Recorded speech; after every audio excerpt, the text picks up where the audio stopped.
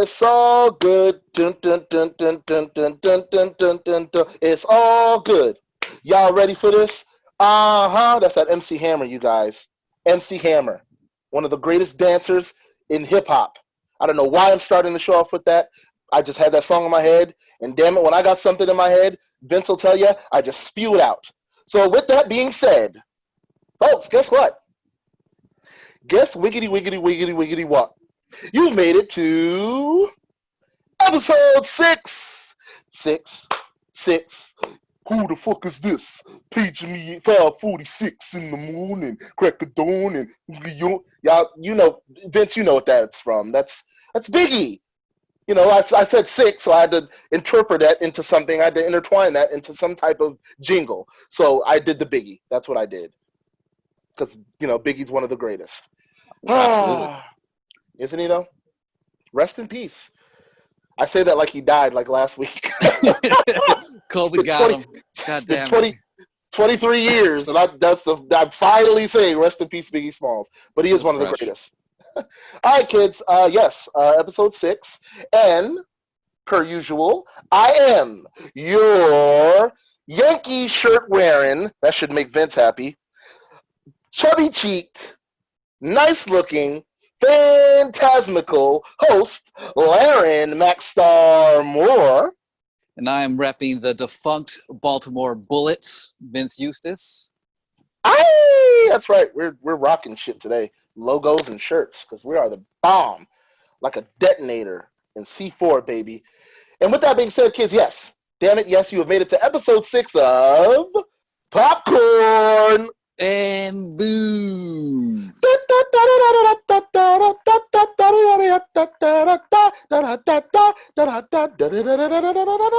You know why I did that, Vince? Because we're a bunch of clowns. Oh. A bunch of clowns. Wow, that's hurtful. Makes sense, doesn't it? Really does. Hey, listen, you always start the show off with realism. And I like to keep it real. Like when Dave Chappelle did, keeping it real goes wrong. I guess this is one of those. This is going to be about a clown, isn't it? No. Okay, Doink. Let's talk about Doink. That's the only clown that matters, right? Hey, let me tell you something. Matt Bourne, the original Doink, was actually a very seasoned, well worker. He was a good worker. Was it Matt Bourne? Yeah, Matt. Not Matt. No. No, you're right. Is it Matt? But yeah, Matt Bourne, yeah. The original Doink, was like, rest in peace. He's actually dead. He was a good worker. They just gave him a shitty gimmick that got over. You know, I don't know if you remember that. Doink did get over, but that's for later, you guys. That's for our wrestling segment. Right now, we're starting the show, and I'm gonna pass it over to my man Vince. What do we got, sir? Well, this is a story you brought to my attention. I don't know too much about, and it's so. Why don't you just sort of give us the details? You sent me this video of a woman who was pouring kerosene into a car, and then it blew up literally in her face, like sent her back. Looks like she got arrested. So why don't you fill us in? What the hell happened here? I don't know. I mean, from the articles I've been reading, it's pretty cut and dry. From the articles I've been reading, and it's funny, I don't know if this has been confirmed, but it's funny how they throw these articles out there, and then they're just so certain what the backstory was. But apparently the backstory was she was getting revenge. It was the classic crazy girlfriend case where she was getting revenge on her boyfriend, or something happened with her boyfriend, and she decided to do like a lot of crazy women do when they want revenge on their boyfriend. She decided to destroy his property. And in doing so, she thought it would be a good idea to set his truck on fire. I guess it was an SUV. And she somehow got the window open, or the window was already open. Again, I don't know. The video just starts with a person in a mask, a woman in a mask, with, like you said, gasoline, kerosene. And she dumps it in the back seat, and very stupidly did not think, you know, hey, the window's open, the air might catch this, it might be a backdraft. You know, there was a movie called Backdraft that taught you everything about backdrafts and how when the air hits a flame, especially if it's enclosed, it'll usually project. It'll projectile. She didn't watch that movie, apparently, Vince. She didn't watch. Ron Howard's got to be so disappointed in her. She did not watch the Baldwin, Kurt Russell blockbuster by you just mentioned him, Ron Howard, She didn't watch that. She didn't take notes from that movie. So she threw the match in there, window open and all. It caught the air must have caught it, and boom! It backdraft in her face, just Do you like remember? in the movie.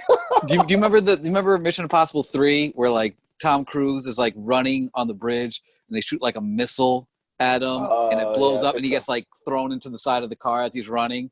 That's what it kind of reminded me of because like the way her body just like hit the car from the Oh flame. yeah, Like it's hilarious. She looks like Kevin Hart in the first ride along when they're at the shooting range and he tries to shoot the shotgun and Kevin Hart's like 5 foot nothing, so his little body flies back. That's yeah, what she looked like. Yes, exactly. And like Tom Cruise, who was also is another. I've met him. He's another little man. Great guy though. That's for another episode though. Telling you my Tom Cruise story. But yeah, I don't know, man. Wow, you have to be a scorned, crazy. I don't know. Something's got to be not right up there for you to so even want what to. if she's not crazy? What if like he did like let's say the story is she was getting revenge on him for something. What if he did something like really bad? Like obviously we don't condone property damage here on Popcorn and No, Booze, we don't. but I think Dave Chappelle once said like, oh, to call someone crazy can be dismissive at times. So like she very well could be like mentally like not all there, but like what if there's more to the story? Like what if he did something just like absolutely crazy that we're like, yeah, like he deserves to get his car blown up. Um. But what would it be? Like Uh. what is I. I mean, what did he beat her? I hope not, because I was gonna say if that's the case, bitch, call the police. What are you gonna yeah. just blow his? You gonna blow his shit up? Like I don't know. I mean, I get your point. I don't know. She probably saw Waiting to Exhale, was very Oh, empowered by Angela Bassett, and was like, oh, when she lit the match and walked away, it was very get your iconic. shit! Get your shit! Get your shit! That's all I remember from that scene. Yeah. Well, was Angela Bassett's performance as a very scorned black woman. And let me tell you something: hell hath no fury like a scorned woman. Period. But definitely a black woman. So for all you people out there that date black women or are chocolate chasers or love the female chocolate, I suggest you please don't upset them or cheat on them or put your hands on them or do anything foolish, because what's going to happen to you will be really bad, really really bad. Black women don't play. So a little word of advice for you guys out there: don't upset black women because they'll blow your shit up. So anyway, that's that story, and I don't know. Apparently, to end this off, the funny thing about it is they showed her mugshot, and because she was wearing a mask, only this half of her face is not scorched. All of this is just fucked up. So a lot of people are saying, "Well, see, that's why you should wear your mask." Yeah, social distancing it helps in many different ways. Yes, it does. So good luck to that woman and that dude, and I hope he has enough to cover the damages. Yeah, Because always wow, insured. right? All right. So what do we got next, my friend?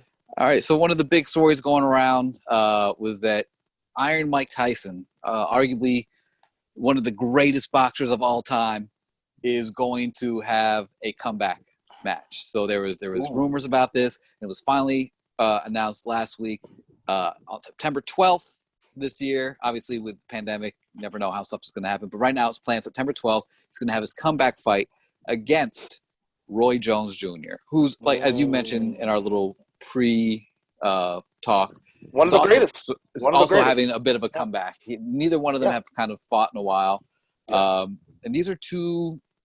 I mean, Mike Tyson is, I would put on a different level in terms of just how iconic he is and how great he was. But Roy Jones Jr. was also probably the biggest name in boxing, like for, you said, late 90s, early 2000s.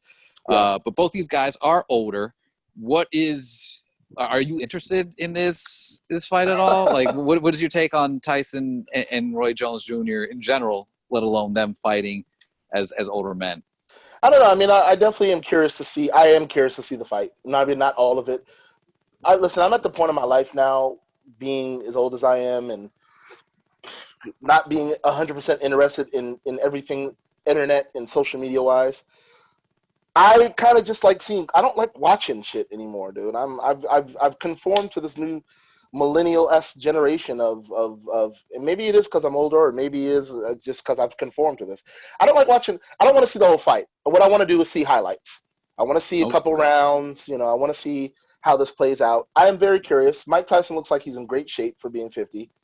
Roy Jones Jr., I saw a clip of him training. He looks like listen, black don't crack, y'all. I just got to tell black, we age very well. Yes, we do. Yes, we do. You don't believe me? Look at Pharrell. Yeah. You don't believe me? Look at Will Smith. Yeah. You don't believe me? Look at Jamie Foxx. Look at Jay-Z. I just named a bunch of guys who are 50.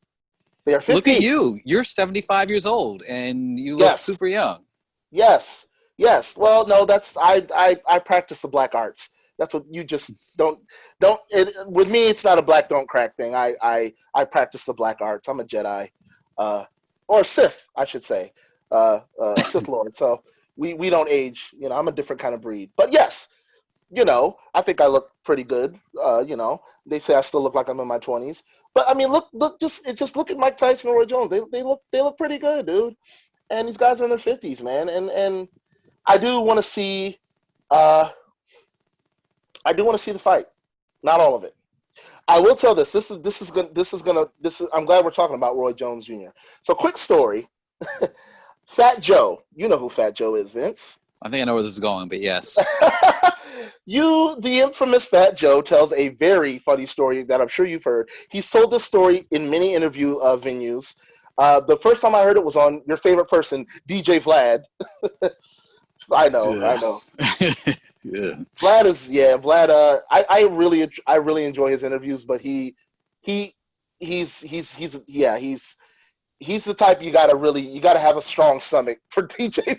Like, so tell me what you think about Slim Jesus, and why is Nas the worst beat picker of all time? He is. He could be judged. He's a very judge. I like to compare him to Wendy Williams. He's the Wendy Williams of hip hop. He just asks the most judgmental, condescending questions. It's annoying. But anyway, he had Fat Joe on his show, and Fat Joe tells a story about. So when the song "Lean Back," Vince, you're familiar with the song "Lean Back," huge hit, 2004. TS Terror Squad, which is Fat Joe's crew. It introduced a brand new female rapper. Who's that female rapper, Vince? That was introduced in that song. That'd be Remy Ma. That's right, my hip-hop aficionado. Yes, that was the introduction of a very young Remy Ma, who killed that verse, by the way. That was a good verse. So in the song, I don't know if it's the first. Joe has 2 verses, Remy Ma has 1. So I don't know if it's in Joe's first verse or his second verse. I can't remember. But he has a line where he says, oh, no. When the song. No, the song, okay, I'm mixing it up. So the line is actually from New York, from Ja Rule's New York, and Fat Joe's featuring on that. And so it's a reference from the song "Lean Back." It wasn't actually on the song "Lean Back." That's weird. I feel you and I both caught it at the same time. Like we were both going along with it, and then we both. I think we'll look back on this and we'll see both light in our eyes, be like, "Wait, no, it was a different song." Right. No, and it dawned on me because I'm thinking as I'm saying, I don't remember if it was the first or second verse, I'm literally saying Fat Joe's lyrics in my head, and I'm like, "Oh, no." He said that. So it was Ja Rule's New York which featured Jadakiss and Fat Joe. So there's a line, which is a reference to Lean Back, that he says in New York. He says, even Roy Jones was forced to lean back. In the video, they all lean back at the same time. Now, the reference is from Lean Back, but the reference is Roy Jones had just got knocked out in a fight not long before that song came out, right? Which did not happen often. Like, Roy Jones never lost. So when he lost, like, in that way, it was big news. It was impactful, and I'm sure Roy Jones was pissed. So Roy Jones, obviously, New York was a big hit too, just like Lean Back. So Roy Jones either was told or heard this bar. So Fat Joe tells his account. He's I think he said he was at an award show or a concert. He was somewhere. He was at a public event, and I think they were in Vegas. Again, don't quote me. Go back, watch the interview. I don't remember the exact location, but they were somewhere where Roy Jones and Fat Joe at the same place. So it was either a big concert of some sort or an award show. And I think it was in Vegas, I think Fat Joe said. So Fat Joe says he's backstage. And he's got, of course, Fat Joe is a goon guy. He's got 100 fucking goons out of the Bronx, a bunch of Puerto Ricans. And you know, there's nothing. Chris Rock says there's nothing more dangerous than a bunch of Puerto Ricans. I promise you that. I'm from New York. They're dangerous. So it's a bunch of rowdy Puerto Ricans. And Fat Joe says he goes through a curtain to a green room, and as he opens the curtain, Roy Jones Jr. and some random one of Roy Jones's goons is like right there. He like opens the curtain, and there's Roy Jones. So Fat Joe doesn't know if there's a beef. He doesn't know Roy Jones is angry. So he goes up to Roy like, "Hey, what's up, my nigga?" Like, "Hey, blah blah blah blah blah."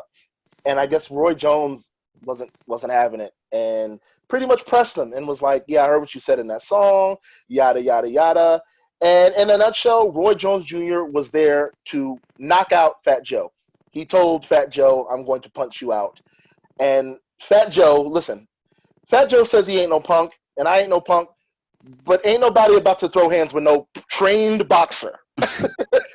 Okay?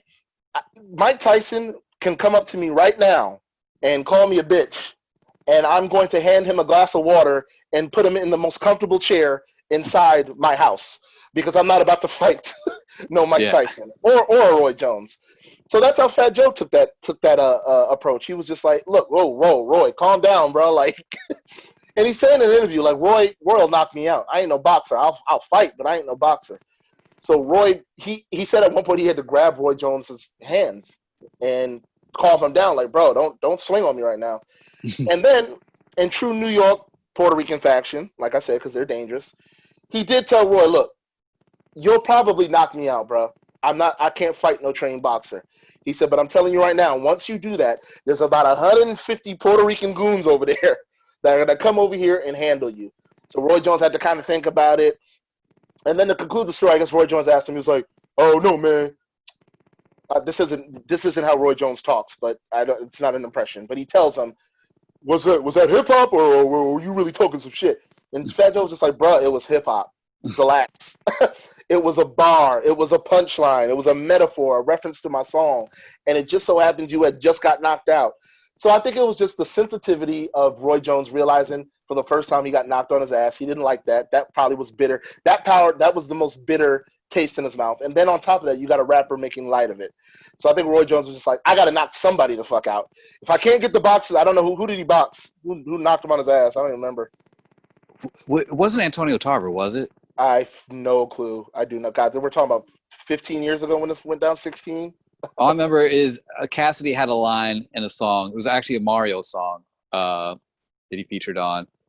Something about like, like don't let them hate on you, only go harder. Let them underestimate you like you, Antonio Tarver. So I know Antonio Tarver I know he had an upset, but I don't know if it was the Roy Jones It upset could or have not. been. It was around that same time. I don't know. We'll have to look it up later. Whatever the case is, Roy Jones was not happy about that. And like you said, Roy Jones never got knocked on his ass. And in this fight, he just happened to get knocked on his ass. Yeah. And Fat Joe set a bar about it. It happens to every. There have been lines. I've heard Redman make reference to Buster Douglas in terms of knocking out Mike Tyson. So it happens.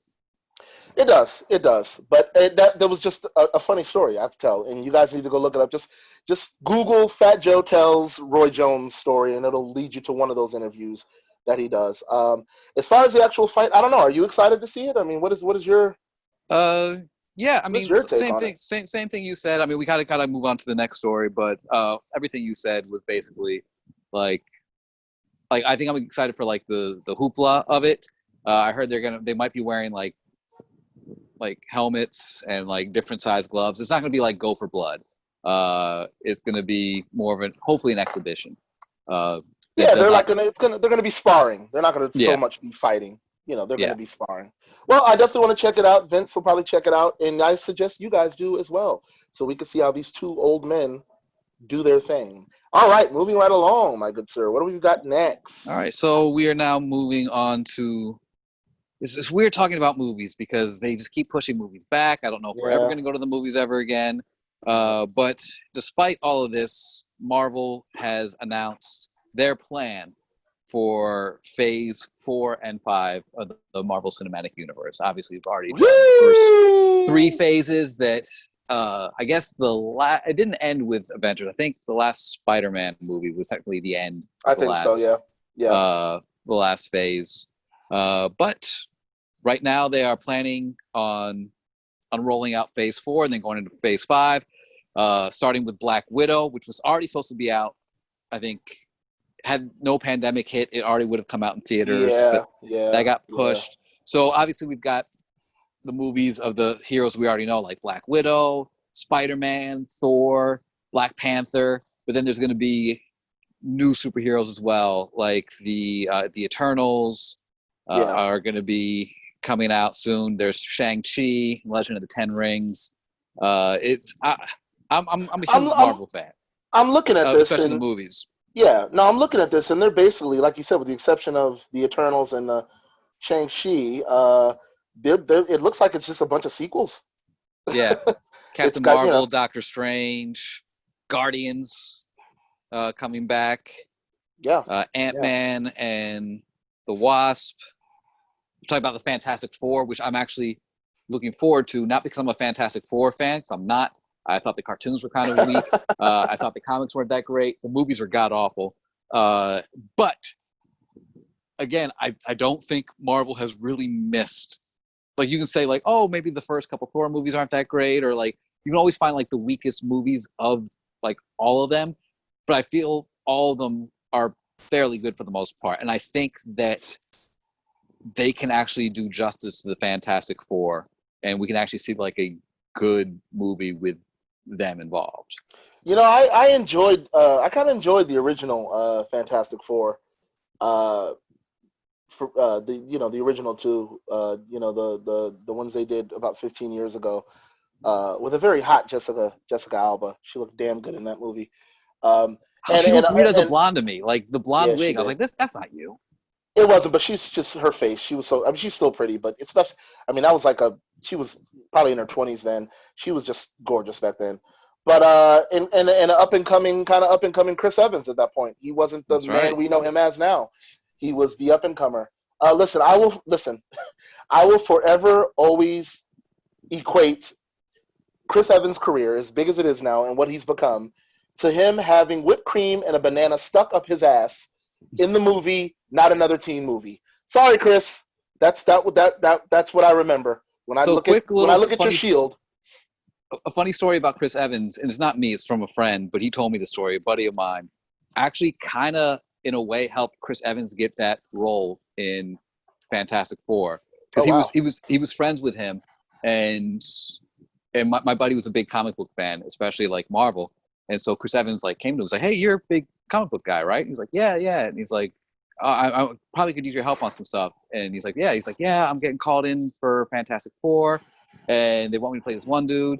And they go, oh, and he goes, you're Human Torch. And he's like, yeah, how do you know? And he's like, that's you perfectly. That's who you are. He's like, well, yeah. Like, what is this guy? Like, what's supposed to be? It's like, he's basically the only one, when all of these guys get their powers, he's the only one who doesn't see it as a curse at first. He like goes full into it. He's just super cocky and confident about it, and he's just like he wants to be a rock star.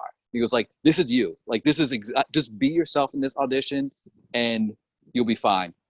And then my buddy was friends with another guy who also was auditioning for it, and I guess he was one of the front runners. The other guy was, and then his agent told him like, "Hey, sorry, like I think we're gonna have to. Someone else just auditioned, and like we're really looking at him now." So my buddy told Chris Evans, like, I think you got it, because I just heard from this other guy that the guy who just auditioned yesterday, which was you, blew them away. So, like, you probably got it.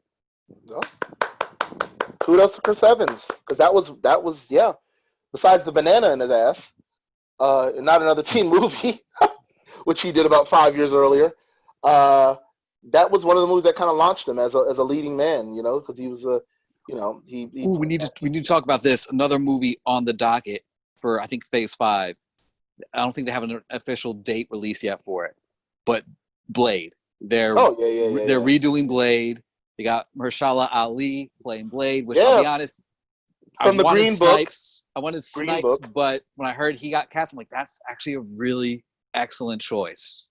Well, apparently Wesley Snipes has given him his blessings, and they're hinting at it. We don't know for sure. Wesley Snipes has not confirmed it on any of his social. He's not a big social media guy, but I do follow Wesley Snipes on Instagram and I think on Twitter. But he's hinted at possibly making some sort of a cameo, maybe the mentor, or maybe they give some kind of element story of Blade's father or something. I don't know, or who helped with the creation of Blade, but they're hinting about it, and I think Wesley Snipes will have maybe something to do with it. Yeah. As far as who they picked, he's a phenomenal actor. The Green Book. This man won 2 Oscars back to back in a span of 3 years. This man won 2 Best Supporting Actors, and that's excellent. Kudos to him, and I think he'll nail Blade. And instead of using a sword as his choice of weapon, he should use his Oscars. Yes. His Oscars, the trophies. He should cut vampires up with the Oscar trophy. That'd be quite a flex. Should be his weapon of choice. I mean, so are there any other movies listed in phase 4 or 5 that are, I mean, obviously I think we're both excited about all these movies, but are there any ones that you're like, these specifically I'm looking forward to, or one in particular that you're like, I really want to see this? Well, obviously Black Panther 2, I believe that's in phase 4, which I believe another movie that was supposed to come out this year along with Black Widow. I think they were supposed to drop that this year, and the pandemic has pushed everything back. So definitely Black Panther 2. Listen, I'm not a huge comic book guy. I'm not. Most of my comic book references and knowledge and stuff of that nature comes from reading a little bit of comic books, but it mainly comes from cartoons and films that I grew up in the 90s. Sorry, comic book heads and geeks. I know that upsets a lot of people. Obviously, I'm not against it, but my knowledge is from watching Spider-Man, the animated series, X-Men, the animated series. Even if we jump over to DC, Batman, the animated series, Superman. Like, it was a lot of those series, and even the movies that came out back then. There weren't many in the 90s. There was a couple, but, all my knowledge comes from television and movies. So a lot of these characters, like the Shang-Chi, I'm not familiar with that. I would have to look that up. The Eternals, I've heard about them, but not, but obviously Doctor Strange and all those, I'm really familiar more so with those. I am kind of excited about Doctor Strange in the multitude of madness or something like that it's called. Yeah, so something about the multiverse, which is something. Yeah. And the reason I'm excited about that is because it's being directed by Sam Raimi. And I am a huge mark for Sam Raimi. Sorry, the wrestling mark in me. The mark in me came out. I'm a huge fan of Sam Raimi. I love his films. I love the Evil Dead series. I loved his take on Spider-Man. I think he did a great job. The third one was a bit very, very. The third one was because it was very rushed. You could tell it was thrown together. And yeah, so right now. Was that the dance? That was the Tobey Maguire. Sarah Silverman, the comedian, makes during when that came out, she made a very prejudiced, slightly racist, but very funny joke. She goes, because in the movie, he gets the Venom suit and he gets the symbiote suit, and she says, I had to laugh. It's funny. She said, "Why did all of a sudden Tobey Maguire know how to dance when he turned black?" And of course, everybody at the award show laughed. It was prejudice as fuck, but yes, hilarious. And I actually thought that was a fairly tasteful black joke. I'll take that one. It's not too. Compared to some of her other stuff, it's not. Compared to Sarah Silverman can be really, really offensive at times. But that was funny. But I love Sam Raimi, and he's doing the new Doctor Strange. So there's speaking of hinting, there's a possible rumor that they might incorporate the original Spider-Man. Well, because it's the multiverse. It's the multiverse. It's the multiverse. That would be incredible. I've heard that rumor too. It's the multiverse, and it's Sam Raimi. And Sam Raimi directed the original Spider-Man. So Tobey Maguire might be making. Who knows? You never know. I would love if they did Tom Holland, Tobey Maguire, and Andrew Garfield all in the same movie. And maybe even Shameik Moore as Miles Morales in animated form or something. Oh yeah. That'd be cool. Or they could just use Childish Gambino, who technically played Miles Morales in the first Spider-Man, not the Far From Home, but the one Homecoming. I think he played his uncle. His uncle. Okay. Well, he played. He played. Yeah, because he referenced his nephew. It was like, oh, I got a nephew in this neighborhood, and I Oh, want that's him to be right. That's safe. right. So That's right. Okay, yeah, well then there you go. So maybe they can't use Childish Gambino, but they definitely should mix it up. And maybe do that within the Doctor Strange movie, and then spin off into an actual live action multiverse Spider-Man movie, and use Tom Holland, Tobey Maguire, and maybe even Andrew Garfield. yeah, Why not? Why not? So looking forward to that. I guess we're moving right along. I mean, that yeah, kind yeah. of covers that, you know. Moving on to hip hop. Hip hop, hip hop, hip hop. It all started in the park. Yo, so you know what I got to do right around this time, Vince?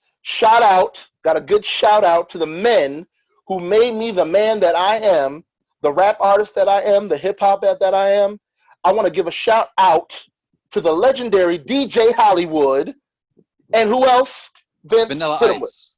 Oh, oh, oh, He was a pioneer, yeah, right? yeah. He Pioneer opened Chicken, he, he the opened a chicken lot of place, doors. Pioneer. Yeah, you stop, leave that heroin alone. I've been telling you. No, I've DJ been Cool telling. Herc, of course. Oh, Vanilla Ice, ick. Uh, who they're supposed to be doing a biopic with James Franco's brother. Is supposed to be playing him in a biopic. I don't know if you heard that. I did not hear that. Well, now Why have you we heard not it talked first. about that? Well, we will. We actually need to get into that. But yes, they're doing a Vanilla Ice biopic, and it's being played by James Franco's brother. I think his name is Danny Franco. Dave. Dave. I know it was a D in there, so look out for that. And that, yeah, we have to get into that. But yes, let's talk about a little hip hop, a little hibbity hibbity hibbity hop pop. Yeah. So I feel obviously always a lot of news in hip hop, but I felt like the thing that sort of took over last week was the versus battle between Ow! Snoop Dogg and DMX. DMX. You and I have been big fans of these versus battles in the pandemic. A lot of them have been great. I loved the 112 versus Jagged Edge, Alicia Keys versus John Legend. There's some classic battles, but this was the one that kind of like, oh my God, these It's one of the guys. biggest ones. This was the Yeah, biggest one by far. Yeah. two big names, especially like in the 90s and 2000s. And so I made sure I dropped everything to watch it. I know you saw a good portion of it. Yeah. So let's just talk about like what we saw, and now these versus battles, obviously they're always going to be like picking a winner and stuff like that, but Yeah. there's never To an me, official everybody's a winner. there's Everybody's never a an winner. official winner. There's always just like, oh, let's just have fun. And Snoop Dogg and DMX were having so much fun. Yeah. They were like, half the time, like DMX would play a song and Snoop would be like, oh, I love the song. And he would start being hype man for X. And then vice versa. If the Snoop song came on, DMX would be like, I love this song. And then like start like doing background vocals for Snoop. So it was like just a really good energy. But if we are going to talk about these songs and who won, like who do you think, going into this, who do you think had the upper hand, DMX or Snoop? I mean, I don't know. Obviously DMX, because I don't know. It's just something, you know. I mean, first of all, there's been so much controversy around DMX. It's just everything he's been through, from going to rehab, in and out of rehab, jail. You know, he's very open about his drug use. He's been through a lot. So I think coming into this, people were kind of already on DMX's side just because of his sobriety. You know, he's really, and you could tell by his weight gain, he's definitely not using drugs right now. DMX is plump. DMX is looking like Martin when they were filming Bad Boys for Life. Plump. And there's nothing wrong with that, dude. It's just really what it is. It's showing me that he's definitely, he's clean. He's obviously clean, or cleaning up. I mean, Snoop, I don't know. I mean, Snoop is a little bit more, I will say, as far as career, Snoop is a little bit more crossover than DMX is. Like, you don't see DMX doing shows with Martha Stewart. You just you'll never see. He should, but yeah, you'll never see DMX do a show with Barbara Walters or some old white lady, and you know that DMX just don't get down. He's done a few movies. He's had quite a few radio #1 hits. Every album consecutively for 5 albums went #1. Two of them in 1 year. He is in the Guinness Book of Records. That was history.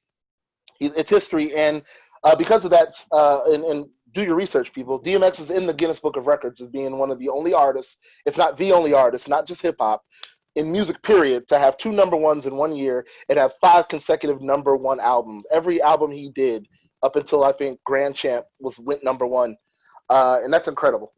That's definitely a feat of strength. An accolade, a great I feel accolade. going into it, I feel Snoop had the advantage going in because of what you said, him being a little more mainstream and having like some of those crossover hits. I mean, and DMX obviously had those too, but Snoop, I feel like he started before DMX, and I feel he was putting out hits also after DMX sort of disappeared from the limelight because of like a lot of different issues. So I feel like he just had a bigger catalog to work with. And I think prior to, I saw Snoop in concert once, like last year, and was blown away. Like I forgot, when you condense Snoop's career into like a versus battle or a concert, you're just kind of blown away by like just how much great music he has. You're like, holy shit, like you're like, this is incredible. So I gave Snoop the advantage going in. I felt he was going to win before the battle even started, but that was just my prediction. I thought it was going to be close, but then they actually had to go into it. And like I always say, to me, everybody's a winner with these verses. It's competition. It's friendly competition. I mean, from that standpoint, yes, you're right. Snoop has a bigger catalog, and you know, to attribute to your point, Doggy Style. So Snoop's debut album, Doggy Style, was huge. By the way, it was huge. I think it sold like 800,000 units its first week, which is pretty good. I know this was back in the 90s where you had to buy physical copies and it wasn't so much politics as far as record sales. Now, they include streams and downloads and that sort of, in hits even maybe on YouTube. But that's still tremendous. And I think the album was like number 2 or number 1 on the Billboard. Definitely number 1 on the hip hop Billboard, but on the actual top 100, I think it was in the top 10 easily. And that's incredible for a hip hop artist, especially Snoop was doing a lot of gangster rap. He's one of the proprietors of that G-Funk sound that was started in the early to mid 90s. You could attribute that to him, Warren G, Nate Dogg, and they were all 3 of them together were 2 and 3, the group 2 and 3. You get DJ Quick, who I met and wasn't very nice to me, by the way, but that's a whole nother story. Oh no. I'll tell that on another episode, DJ Quick. Anyway, not very nice to me, but he was another one that was a proprietor of that sound. And Doggy Style just changed the face. Doggy Style, much like The Chronic, wasn't just something that changed West Coast rap or put West Coast rap. It changed the entire course of hip hop, period. Because at that point, and a lot of people forget, up until that point, New York had it, obviously, because New York started it. It all started in the Bronx. But when that West Coast sound hit hard and Snoop came out, and I mean, obviously, NWA, before, but I'm talking about it was just them. I'm talking about an entire movement started with Snoop and Dre and Death Row and Tupac, and they really changed the course of hip hop. And West Coast took over, and people don't even realize this. From the early to late '90s, it was California. The West Coast period was the number 1 genre of hip hop, and New York was hurting. And then right around. And you know what's funny? We're talking about Snoop. We're talking about DMX. The very person that's in this battle was the person that brought New York rap back. The West Coast had it all the way up, and then DMX came out, and then it shifted, and then DMX, he brought back that East Coast sound, and then right around that time, Mace and Diddy was doing his thing, and New York took it back over, and then the South just fucked everybody over. The South just came in and changed everything. And it's crazy. Still to this day, I would have to say, because even in other coasts they have that sound. The South is still to this day is winning. Yeah, they are still winning. As far as this goes. So I don't think we're gonna have time to go break down every single one of these 20 rounds. But I figure there's a couple rounds that we should just like sort of look at the songs and be like, talk about the songs, but also maybe be like, all right, in this round, who do I have winning this round? Starting off with round 2, we have Snoop Dogg, Who Am I, What's My Name, versus DMX's What's My Name. So both of the What's My Names What's my going head to head This with is each who other. I am. Yeah. So your thoughts on these songs? Who would you? Because I remember when listening to this, I was like, if I had to pick a winner, I'd pick one. But both these songs made me feel the exact same way, and I would call it a tie. But if I had to pick one, I would probably. I don't know. It's one of my favorite Snoop songs. So I'd probably give the edge to Snoop. Yeah. And I believe that was a bigger hit than DMX's What's My Name song. Even though that What's My Name DMX song was on, by far, DMX's his biggest album. It was on, and then there was X, which, I remember having that album. Don't get me. I remember, I can go. And here's the thing. This is what this whole battle did for me. It created so much nostalgia for me. I found myself literally laying in my bed watching this thing and dancing in my bed, like as if I was at a party. I was fanboying. I really was. I was such a fan of just hearing everything I heard, because it just brought back my childhood. It brought back my sense of hip hop, growing up a hip hop head. But as far as that's, I believe Snoop Dogg,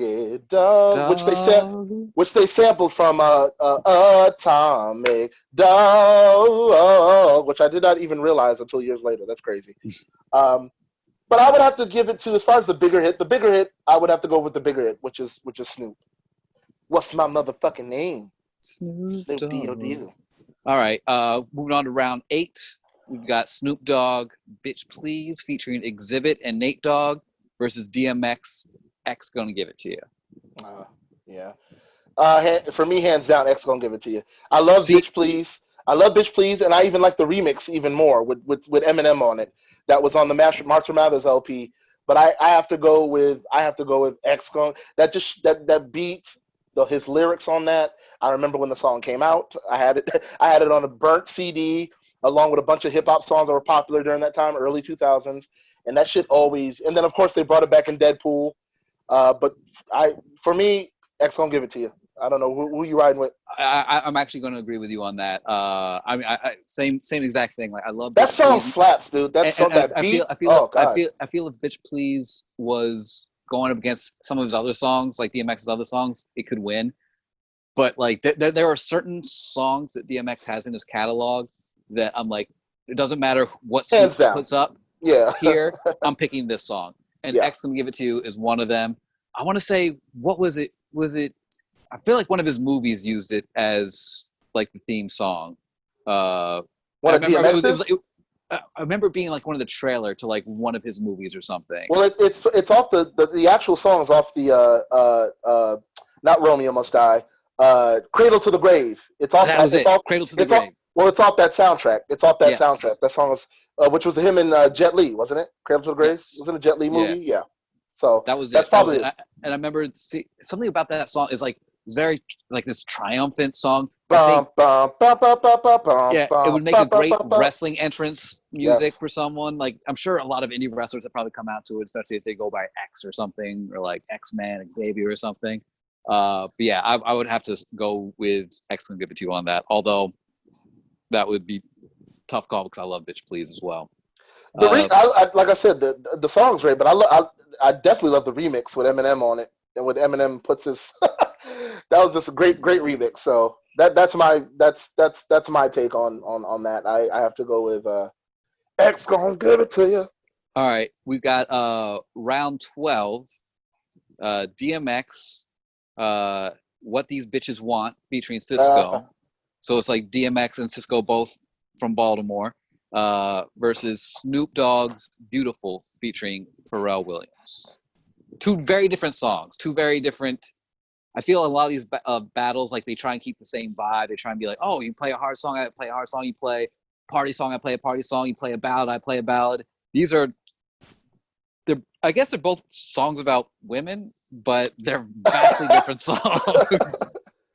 Well, DMX's version is about bitches, and Snoop's is a little bit more for the ladies. It's a little he's more enamoring on Snoop's side.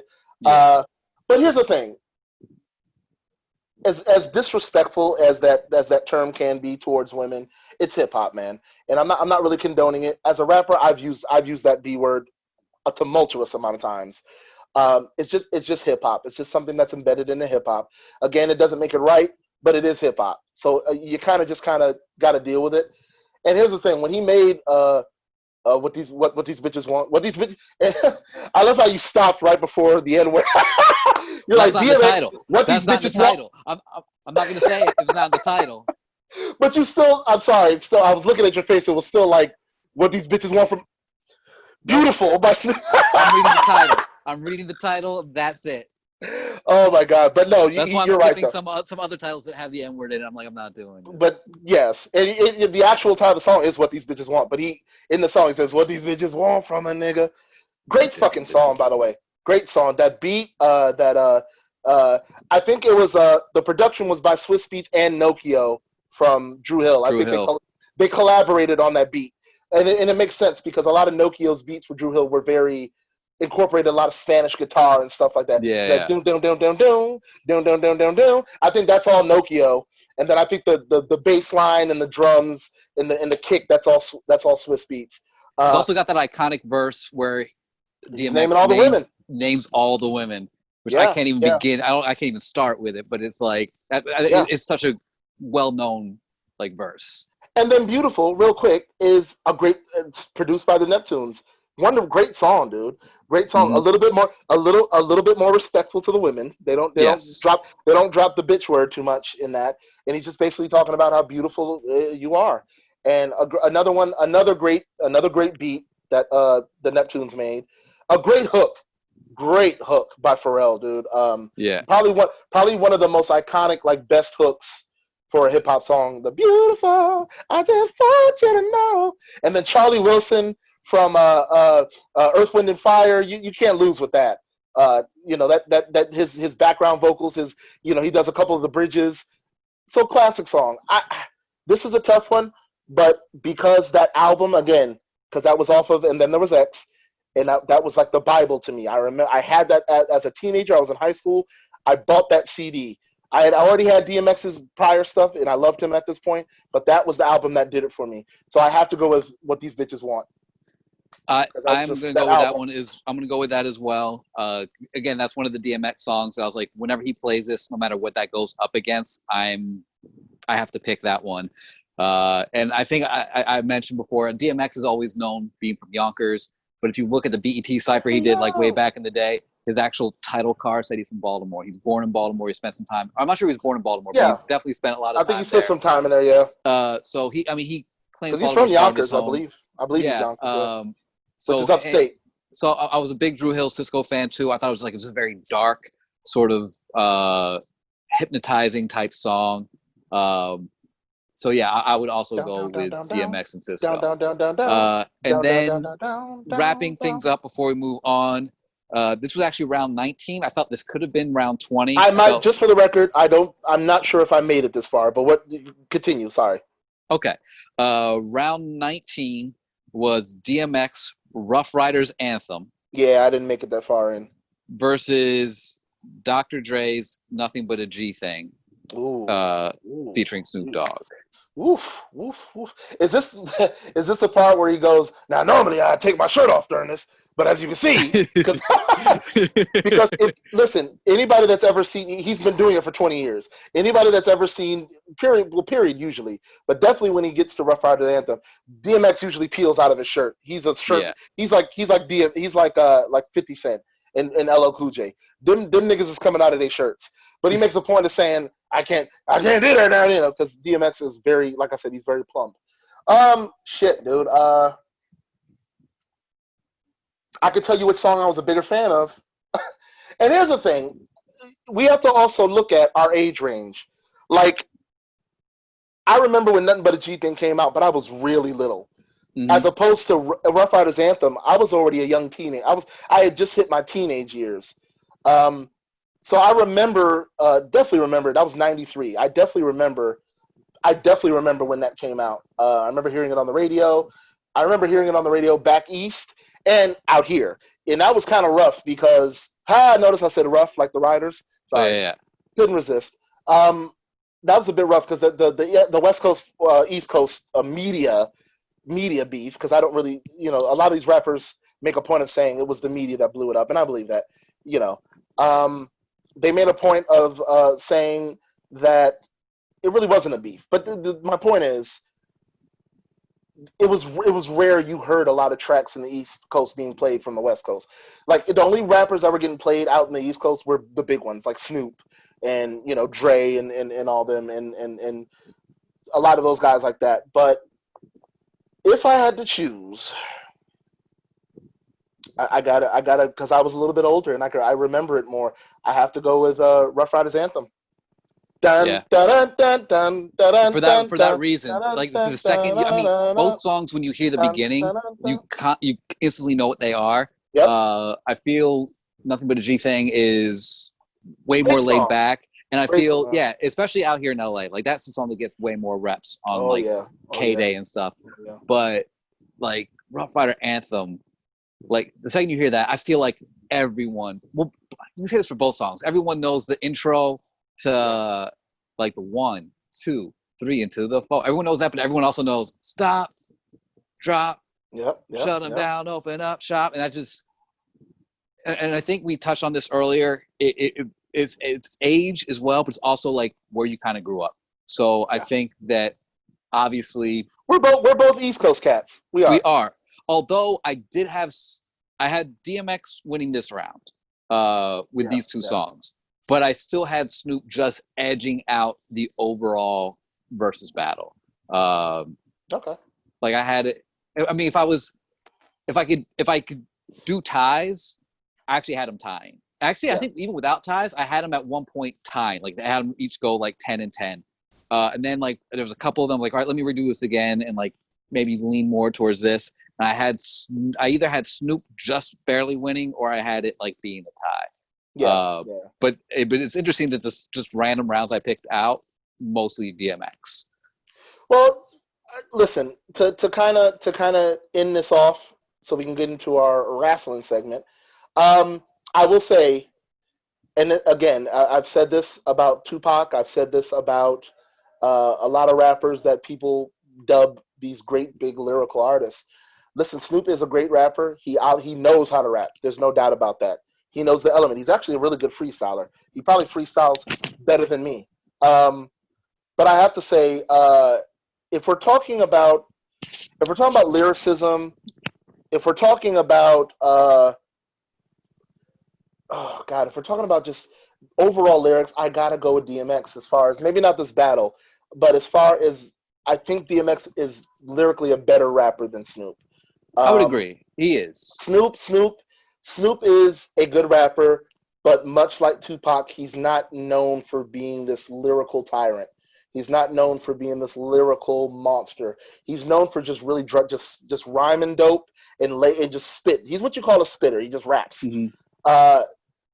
As well, and as opposed to DMX, who, he's not a big metaphor punchline guy, but he uses more multisyllabic rhyming. His bars are way more aggressive. He's more street lyrical than Snoop, and I just think DMX is a better rapper.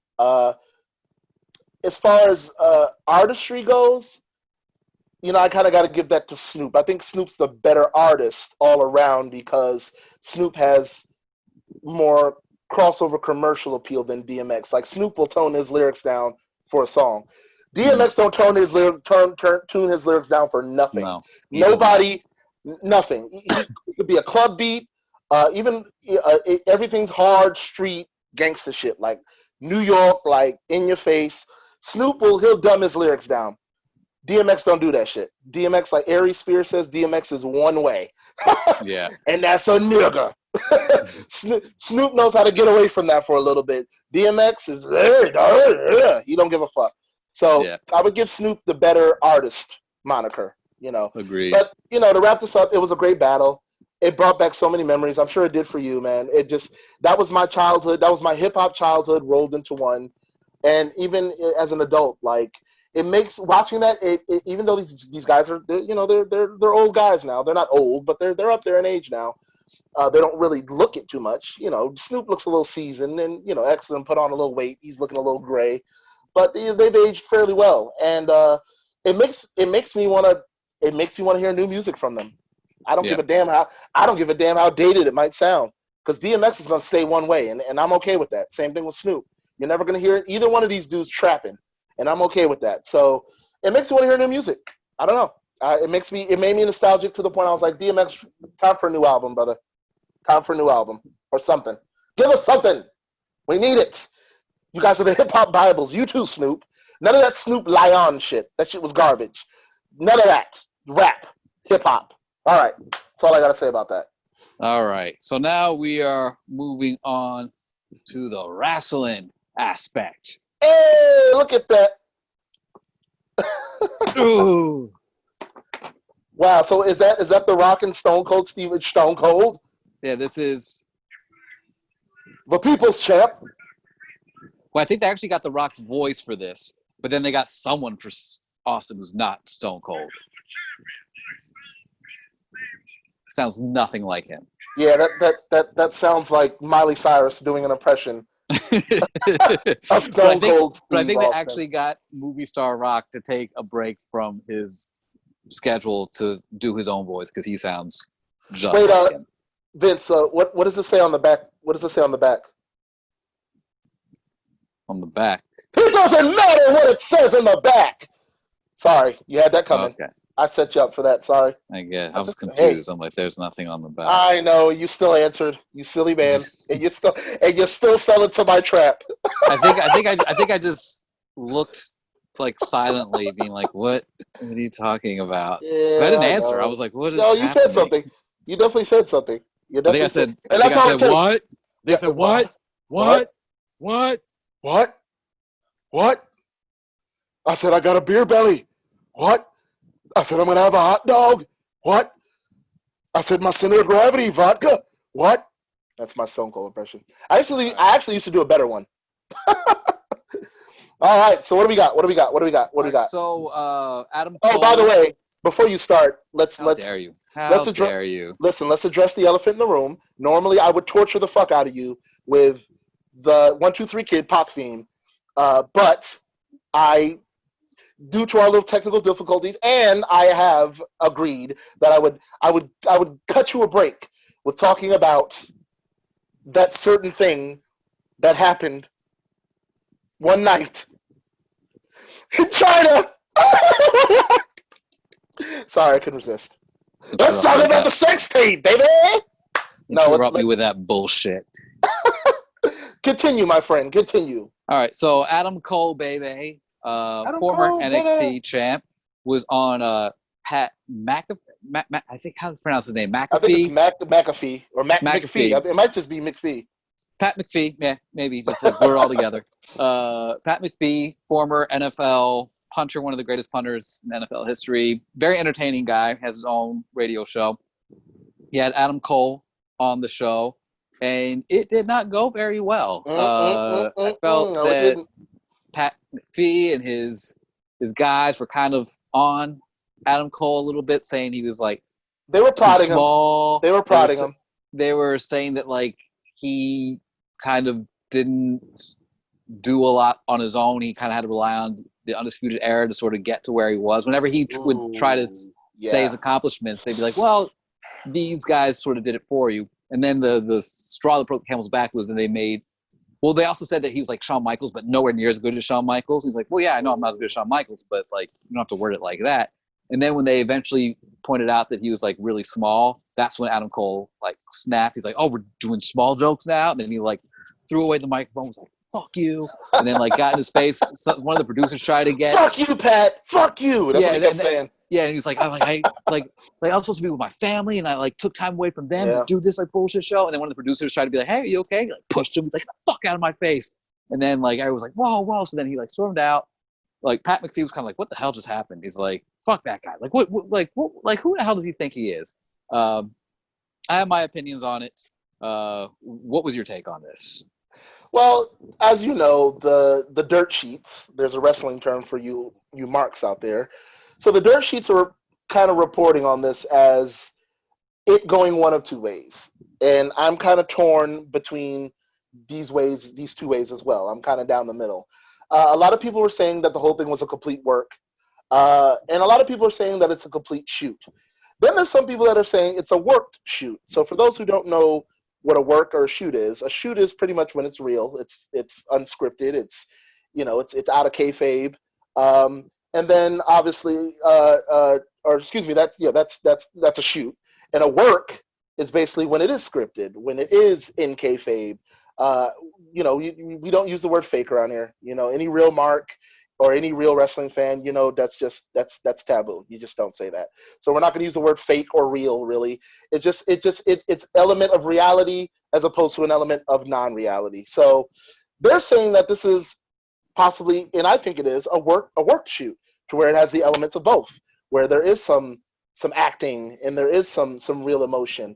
The only thing that's got me leaning towards that it's a shoot is the language that Adam Cole uses, because as you guys know, Adam Cole he represents a company that is very family friendly right now, and I would think the WWE would really look down on the fact of him using the F word and saying fuck this and like he goes off, which is why a lot of people are saying it's a shoot, because Adam Cole knows what he represents, and he knows how much trouble that could probably get him in by using that type of language on a public platform, being part of that company.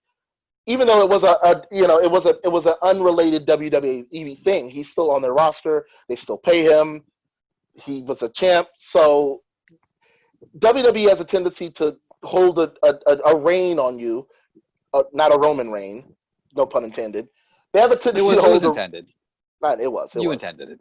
Yeah, all pun intended. So they have a tendency to rope your ass around even when you're not doing WWE related things, and they basically tell you, look, you're still representing our company. So when you do interviews, especially shoot interviews, when you do movies, if you do anything in television, you kind of watch what you say. So that's why a lot of people are saying it's a shoot. A lot of people are saying it's a work because that push looked it looked like a wrestling push. It didn't look like a genuine like. And also, like you're putting your hands on people, like that's assault. Like the producer didn't touch him; he walked up to him and just was kind of trying to tell him like, "Hey!" And before he could even get to him, he just shoved him in the chest. And it looked like a stunt push. It did. It looked like a push wrestlers give each other right before they're about to lock up, like that. It was a very spread out like chest push. So.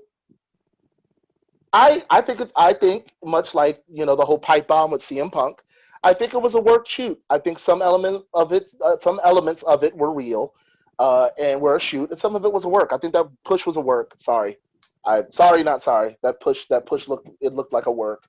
Go ahead. No, I'm down the middle. I would have to go with worked shoot. I believe they were picking at him, and I think they were prodding him. But I also think prior to the interview, they kind of probably told Adam Cole, look, we're going to kind of fuck with you a little bit, get a little bit agitated. And I think what might have happened on the shoot aspect, they might have just went a little bit too far, and then Adam Cole was like, okay, now this isn't what we agreed with type thing. You didn't say you were going to bring up my size. You didn't say you were going to bring up, they might have brought up some things they didn't discuss prior. So I'm down the middle with it. I don't know. What's your take? I believe that it is 100% the complete work. There was no, I mean, I'm sure there was some stuff that wasn't scripted, and maybe they're kind of like, all right, let's do it. But I'm not going to guarantee it because I don't know. But I would bet almost anything that, because I remember Pat McAfee when SmackDown moved to Fox, he was like a big part of promoting that. I think he's actually a fan. I think he's actually a big wrestling fan like us. It also just seems I don't listen to a lot of his show, but I'll like hear bits and pieces, mostly when he's talking about like the Ravens and Lamar Jackson, because that's what I'm interested in. But like when he talks on the radio, he's a guy who just like shoots from the hip. He gives his opinion, but he's not like a dick. And he was being a dick in this aspect. And I just like, all right, so I know that he's a fan, and I know that he's not really a dick. And the stuff that he was saying to Adam Cole was like, this seems it seems a little out of character for you. Yeah. And also Adam Cole looks so measured in interviews no matter what. Like he's just very polished, and not that like if something goes wrong, he like flips out. He's just such a cool guy. He goes with the flow. He doesn't take himself that seriously. He's just kind of like, hey, like he's very different from the character he portrays. He portrays like the cocky guy. He's very much he's very much the opposite of Bret Hart. He is not a huge mark for himself. Right. He's a huge fan, and so I think he just would. If someone were to actually be like, "Oh, you're not as good as Shawn Michaels," he'd be like, "Oh yeah, like I'm not." But I hope to be one day. But so the fact he took offense to that very early on, I think he's a great actor. I think Adam Cole is so good at promos. But you can also, even when it comes to acting, even if it's the best acting in the world, you can tell when it's acting. And just him flipping out and being like, "Fuck you," and I can see them also being like, your point about, well, WWE's trying to be more PG or at least PG-13 and not have that language. Maybe that wasn't decided on, but I could also see them being like, look, we'll bleep it out for the actual radio. It'll be actually shown on the YouTube page. Yeah. But people aren't going to believe it. I think in order for people to actually buy into this and think that it's real, you kind of have to curse. You kind of have to, or just like you have free reign to do whatever you want and say whatever you want. Yeah. But like in my mind, there's no way that once that ended, they weren't like shaking hands and be like, "Oh, that was great, man. That was great. That was awesome." That was like, I don't know what they're planning. Hopefully, there's going to be some sort of angle, some crossover. Maybe when Adam Cole comes to the main roster, maybe they're going to have Pat McAfee do something on NXT. But I'm pretty sure they're trying to, because the ratings aren't doing that well right now. So I could see this also being a way to sort of cross promote and draw some interest. The fact that this video went viral, it's going to hopefully help if they do that.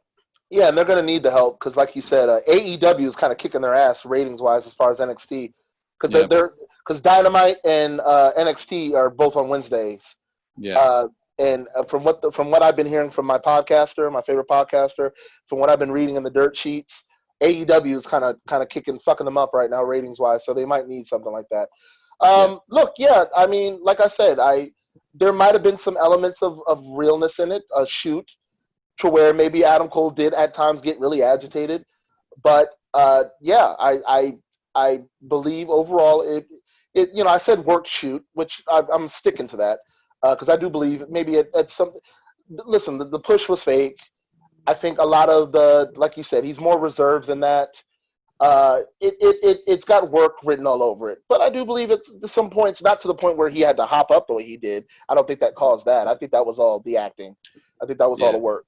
But I think some of the stuff probably did somewhat agitate Adam Cole because he probably hears a lot of that backstage. Did you ever see that video of Rock walking out of an interview, Opie and Anthony in 2000?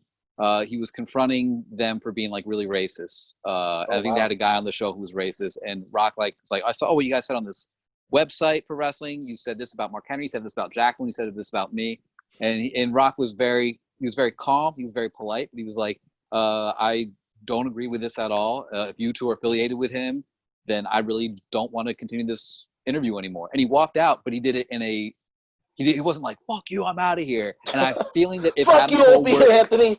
I think Adam Cole would be the same way if he was going to walk out. You look at when Robert Downey Jr. walks out at that one interview when people walk out, they usually try to compose themselves. They're like, okay, and they'll look at some guy out the corner and be like, all right, thanks, and they'll just take off their stuff and they'll be done. So the fact that he kind of got that excited about it, they had to do it to go make a bigger deal about it. Yeah, they had that was the work element. And I agree. Where do you rank Adam Cole in terms of NXT champs?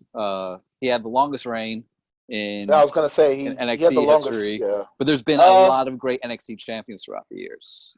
Yeah, he's probably. I'd put him in top 5. Again, I don't watch the product. I don't watch the wrestling as much as I should be, which I need to. And we've talked about this. I need to probably get back more into.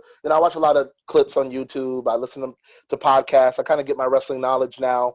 I don't really watch the programming anymore because it's painful to watch.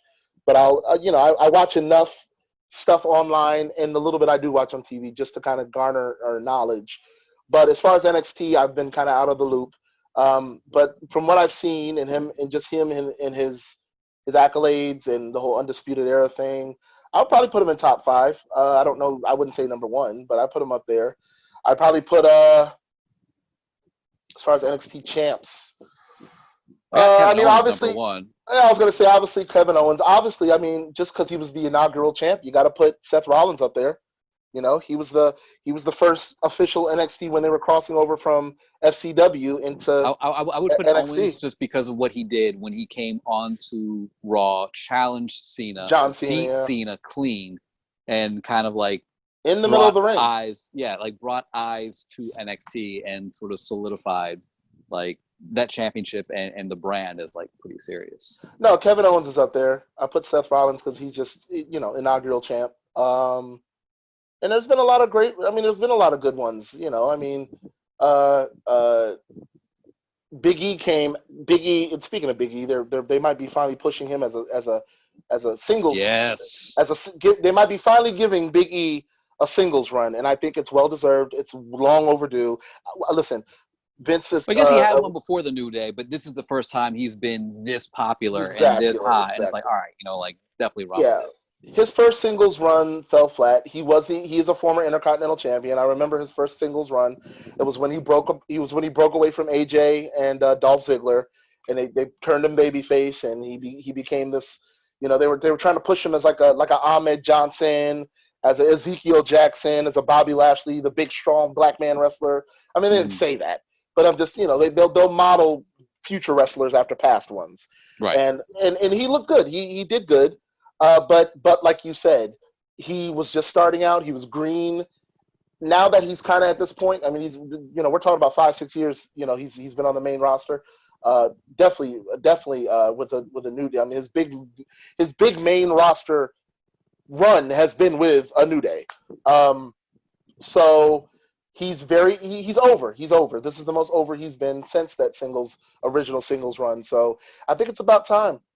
And everybody says it, and again, and it's maybe because I'm pro heel, but I think as a babyface he'd be good. But I think as much like with Bobby Lashley, as a monster heel, they should book him as this monster heel. And he gets the title or gets a title or gets the Intercontinental title, and they just need to give him, just like I think with Bobby Lashley, they should do the same thing. And it might be replicating. I don't care. I think they should give both these guys, and they need to give Big E like a Hall of Pain run to where he's just running through people, just like Mark Henry did in 2011. And same thing with Lashley. Lashley will probably get it before Big E. Right now, because of the whole New Day thing, Big E will probably start off as a babyface.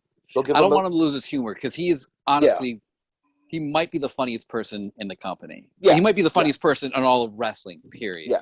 Yeah, I cry whenever he does stuff on his podcast or just little things he does, trying to mess with Corey Graves on the announce table. So if he does this Hall of Pain run, even if they turn him bad guy and have him tear through people, I don't want him to be he needs to be funny because just be himself because he is. I remember the first time he talked on WWE TV that wasn't NXT. He was the bodyguard for Ziggler. And he grabbed the microphone. He said something like, "Oh, now I got the microphone now." And I remember just how he said it. And when he grabbed the mic, he just took command of it. And it wasn't even a clever line, but I was like, "Oh, I think I could tell already this guy could talk." I was like, "Oh, this guy might be very good on the microphone." Yeah, he's got a bright future ahead of him. He's still young. I think he's in his early to mid 30s. He's got a great look. He's witty, like you said. He's got good mic skills. And so, and I believe when he comes back from injury, I think Xavier Woods has a good bright future ahead of him as a singles competitor. Unfortunately, because of his size and he's a little bit more sillier than, especially with all the pop culture references, than, and he's a gamer, he's got up, down, down. I think they would push him more as a mouthpiece for somebody like Big E, or they would push him as I think when Xavier comes back, they're gonna give him the Enzo treatment. Like he'll be the funny singles guy. They'll put the Intercontinental title on him, or they'll put the Cruiserweight title on him, and he'll be the witty guy on the microphone that isn't that big and is not much of a fighter, but he gets the job done. But as far as Big E, he's not that tall of a guy. He's about maybe 5'10", 5'11". Which is fairly tall, but he's, most of these, we're talking about wrestlers that are 6 feet and up, Yeah. He's but much like Keith Lee, he's just body girth. Yeah. He's a big boy. So He's looking he's got trim too. He's like lost some weight, but in a good way. He's like looking like fit lately. Yeah, he's looking good. Yeah, he's getting like Roman Reigns. He's trying to cut up and get back, get his quarantine body under under wraps, Yeah. in maintenance well. But to wrap this up, listen, NXT right now is probably the and has been for the past year. Talking about the Adam Coles, talking about the Biggies, talking about Keith Lee's, anybody that's come from that brand. I have to give it up to Triple H for creating this, and Vince allowing him to do it, because I'm pretty sure in the beginning when the whole FCW thing was starting to die down, and Triple H was like, hey, I got this idea for how we could how we can manifest FCW into something else. I'm pretty sure Vince was giving him a resounding no in the beginning, because Vince he isn't about that independent style of wrestling. Everybody's a sports entertainer. He doesn't like wrestling, and Triple H actually is a mark for that. Triple H is a worker. He comes from that cloth as well as being a real workhorse. So it surprised me because he's always worked as a superstar sports entertainer, and so absolutely. so to see him do what he's doing is a pleasant surprise to me.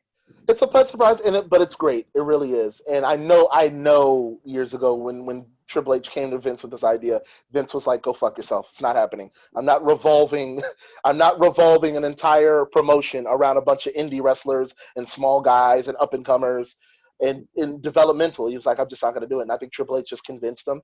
And I think it was people like CM Punk walking out and the whole Daniel Bryan thing. We've talked about this. I think it was because a lot of the smaller guys and a lot of the indie heads were getting really popular. And Vince probably was looking at the numbers and was like, "All right, pal. Fine, as long as you produce good shit. That's all I want, Hunter. Good shit." So Vince probably gave in eventually from a business standpoint. But listen, if it wasn't for NXT, I think WWE would have fell flat on its face by now. Maybe not fall off completely, or maybe not. WWE's not going anywhere. It's a publicly traded billion-dollar company. It's never going anywhere. But I do believe, as far as its content, as far as its popularity, I think it would have really dropped if Triple H did not step in and be like, "Listen, Vince, I got this idea." So kudos to NXT, man, and kudos to Triple H. And there's a lot of big things coming out of NXT. But to end this off, I do have to say it is a lot of NXT guys have died a fiery death once they've gotten to that main roster. They really have. I can name a lot. EC3. God, I mean, there's that was probably one of the worst. A lot of guys that came up, and a lot of them they've pushed. Same thing with a lot of the females they brought up. They brought some females up, and they've just fell flat. Right now Shayna Baszler is a product of falling flat because Vince.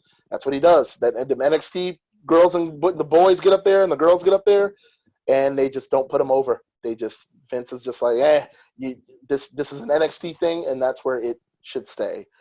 But I think me and you should join NXT, and we should be a tag team, and we should call ourselves Ebony and Ivory.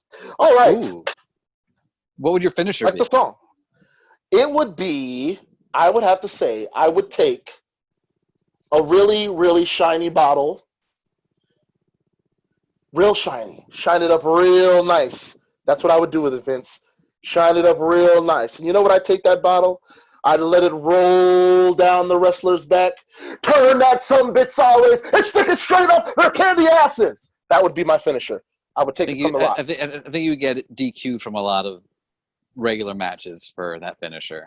And imagine all the prostate exams the wrestlers would have to go take because of my finish. Good shit. Well, let's talk about the sex tape. No sex tape.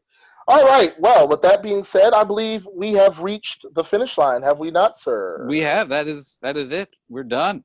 All right, you Dunzo. guys. We have done so, man. Listen, once again, I always throw this disclaimer out at the end of every show. You guys, if for anybody that does watch the show, I hope a lot of you do, drop some comments. Whenever we post this, drop a comment in the comment section. When we post it on YouTube, drop a comment in the YouTube comment section. Let us know what you think. Let us know what you want to talk about. We're open to suggestions. We pick the topics usually, but we want you guys to be just as interactive as me and Vince are with our own show. So please, let us know how we're doing. And be vocal about it.